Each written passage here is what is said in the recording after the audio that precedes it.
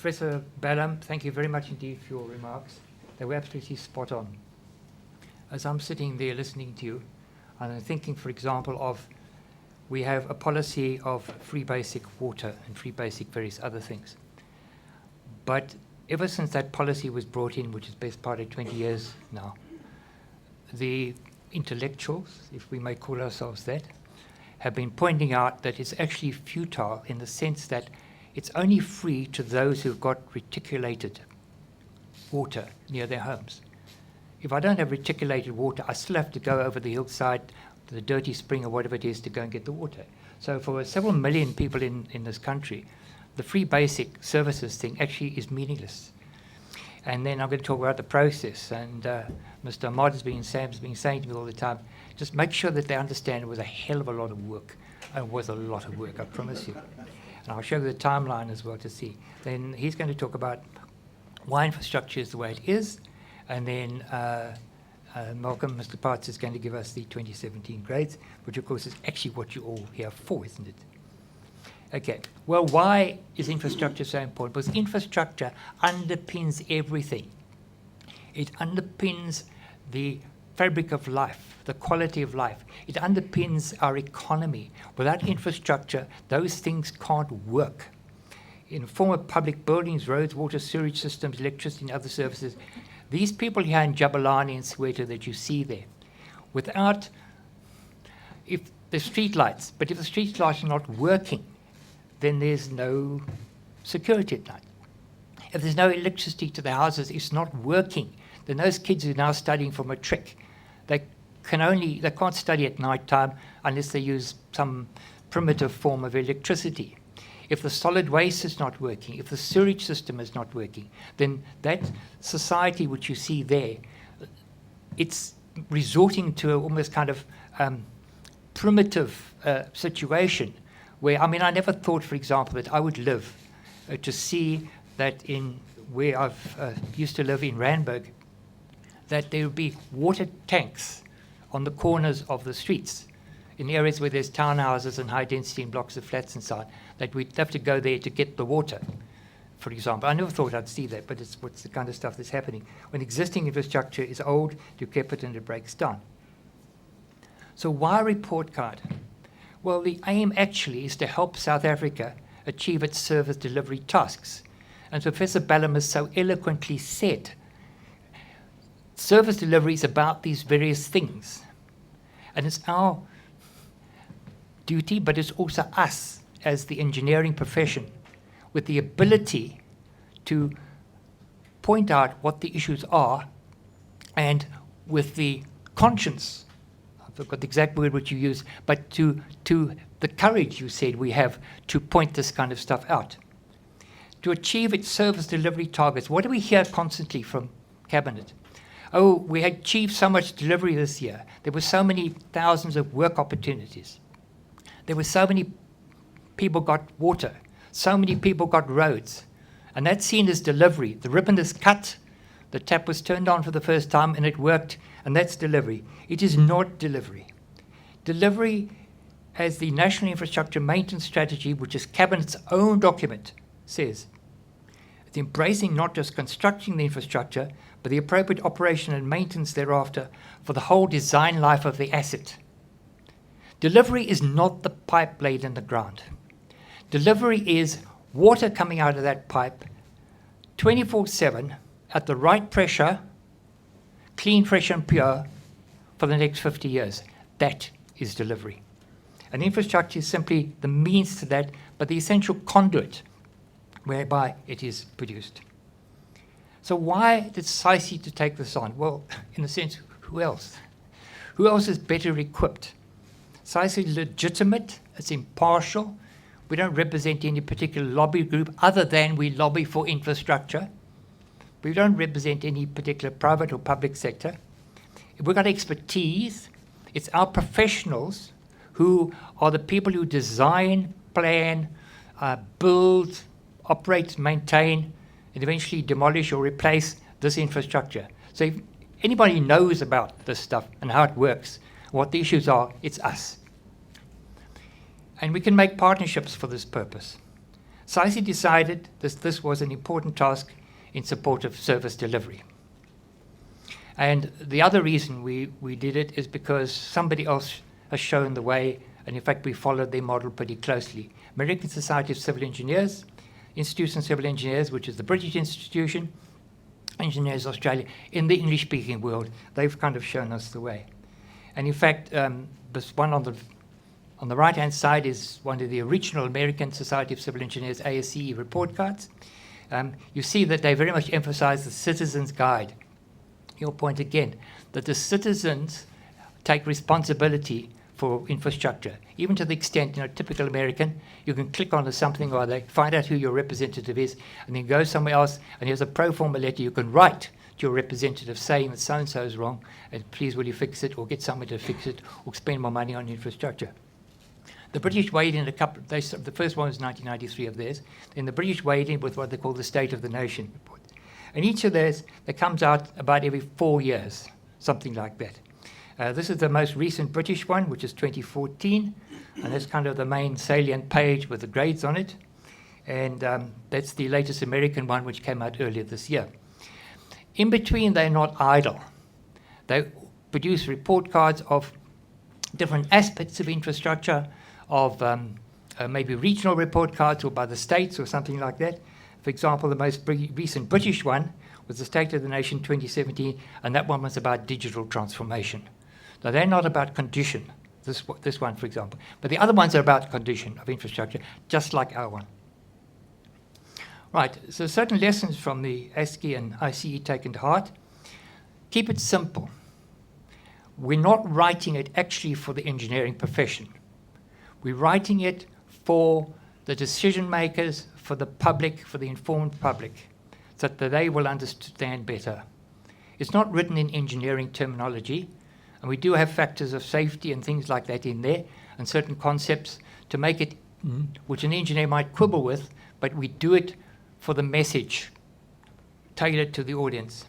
It's professional judgment, it's not accurate statistics, and we're keeping our audience very, very clearly in mind.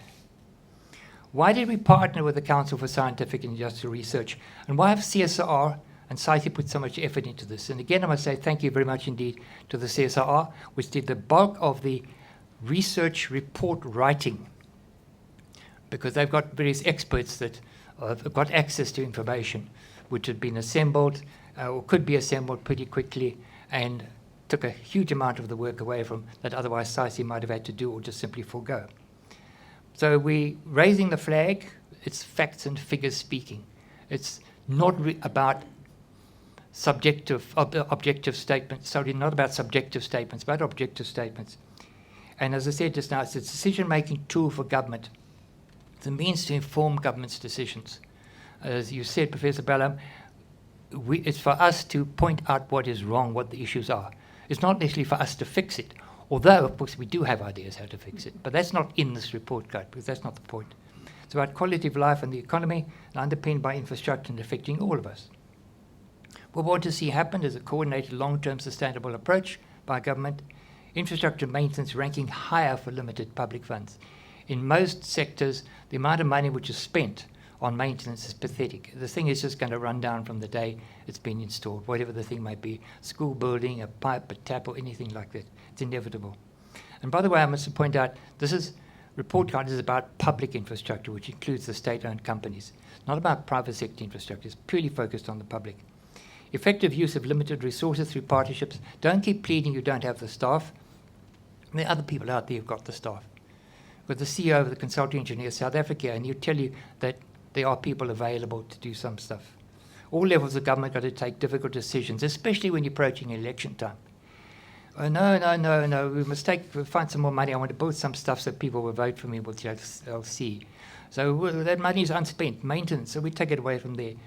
But it's underground stuff. Nobody's going to see it anyway. So there's constantly, to make a difficult political decision, it's more important I put the money into maintenance than I do something else with it. Concerted efforts at improving the skills base. Sam's going to talk about that, I know. And changed societal demand behavior, and I know he's going to talk about that too. So the process, well, we followed the tried and tested 2006-2011 process that we had. The sector situation reports, so commercial harbours, airports, roads, rail, water sanitation and so on. They were mostly done by the CSIR experts. The sources for this and their reports and the other people that we had as well, mostly desktop research, and they're also soliciting from people with credible information. A fairly limited number of those who got credible across South Africa type of information: National Roads Agency, Department of Sanitation, Transnet Freight Rail, Department of Higher Education and Training.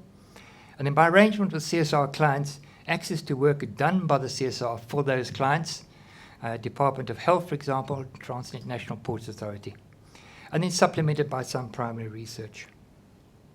The process continued. Then summaries of these sector reports were critiqued by and additional information provided by industry sector leaders, a number of meetings with them and consultations, and with the SAICE technical divisions. A survey of SAICE membership with technical support by the CSR to discover perception of the condition of infrastructure. This report card is not about that survey. There's more stuff's going to come out some other time about the survey, which is not complete yet, but at least it was consoling to have the preliminary findings and to find, and the text in the report card says, substantial correlation with the more rigorous data-driven findings of the report card process. In the report card itself, there were three main writers and a mastermind, who I must immediately say was Mr. Ahmad, who really held the whole thing together. And whenever we thought we knew guidance, then he would guide us. And even when we sometimes, the rest of us, didn't think we needed guidance, but he would provide the guidance. Thank you. Sam, without this, without you, we would still be in October 2026 or November 26. So thank you for putting it all together. And the SAICE National Office, format, layout, editing, illustrations, and all that kind of stuff. An immense amount of work. Sam said I must emphasize this. Well, the last report card was launched in March 2011. In January 2013, we had the first correspondence about this one. We still talked optimistically about the 2016 report card. CSR research funding was for those 2 financial years. September 2015, I sent out the first general brief to the CSR people. September 2017, as we know tonight, is the launch of the report card 27 report. You'll see it was a protracted process, really from the first correspondence, like 4.5 years. It wasn't supposed to be that way. This is the way what happened. An immense amount of work. And just one example, and this is my last slide. Getting hold of credible data is an immense amount of work.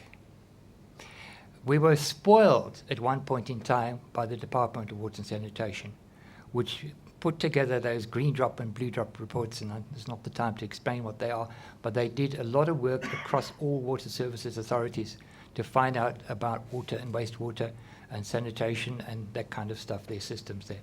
And to put it together in a comparative place where it could be compared, one authority with another and so on.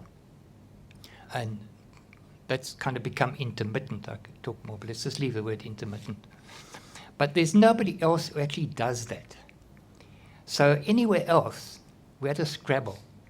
When I say we, it's a collective we, it's CSR, SAICE, whoever it is. We had to scrabble to find the information. And that's a real problem. And it's an obstacle to improvement. If you don't know what the situation is, how can you start to improve it? And how can you impress upon the politicians that the situation is bad or good, as the case may be, and that these guys have got it right, and those guys haven't got it right. Now why? What can we learn from successes? What can we learn from failures? And I've said there's 3 levels of difficulty here. The one is that the data is not being collected, condition monitoring data, is not being collected by the authority that's responsible for the infrastructure. They don't know what condition the infrastructure is in. Second one is that, yes, it is being collected, and sometimes by a consultant, but are they actually using it to apply to an improvement program for the infrastructure, condition improvement program? And in many cases, that's simply not happening. They're not using the data to improve. And then the third level of difficulty is, okay, but they've got it, but how do we as SAICE or CSR get hold of it? Because there's data there, there's 187 water services authorities in the country. We can't go and canvass all 187 or even a sample of them. There's 9 provincial health departments. It's difficult enough to get hold of that information. There's 250, whatever it is, local authorities. How do you get hold of the information from them to put something like this together? So those are the 3 levels of data difficulty. So you can imagine why it was a lot of work and why it took so long. Just getting hold of the data was a problem, irrespective of whether the data exists or not, which maybe is an even bigger problem. Thank you, I'm done. But that's a very good introduction now for Sam. Please, you take the floor.